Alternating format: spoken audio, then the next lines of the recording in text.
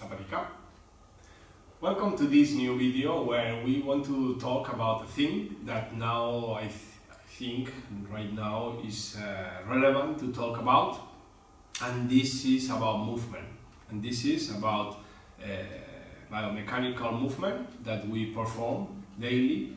and that has a very relevant impact on our tissue, on our different tissue, and of course on different systems, and then those systems that perform different activities,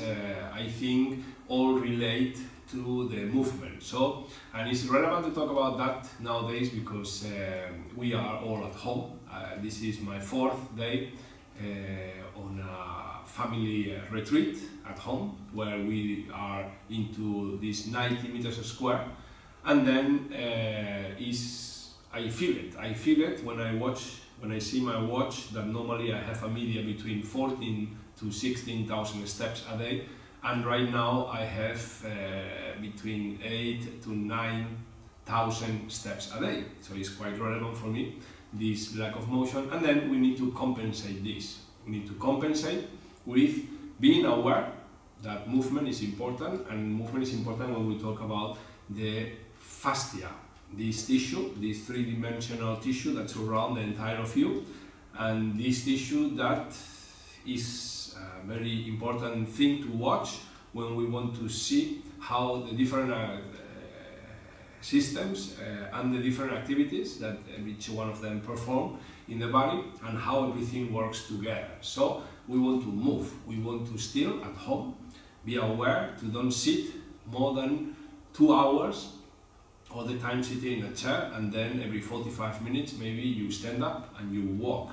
to the kitchen to make a coffee, you walk to throw the garbage outside, you walk to do things. You need to be aware that we cannot be 8 hours a day sitting in a chair, or we can do that of course, but then you might have problems associated to this wrong behavior. So nowadays again we need to watch to the movement we do at home, and we need to be aware of these things that we teach you at the lessons in here when we talk about the impact of Nuat Boran or the impact of any massage technique on human tissue. We talk about the fascia, we talk about these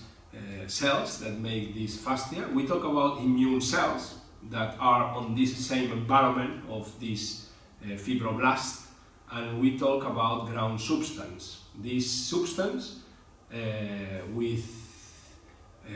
which need to be in a perfect balance of nutrients, oxygen, and then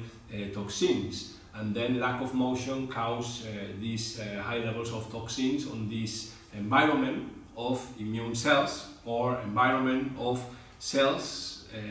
that take care of this fascia, this three-dimensional tissue that surrounds the entire of us, and then the entire of everything that we have inside our bodies. And then we want to improve the quality of this substance, and we do that with movement.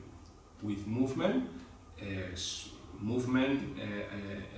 adapt to your physical condition. So we need to watch how we are, and then after we need to find the right movement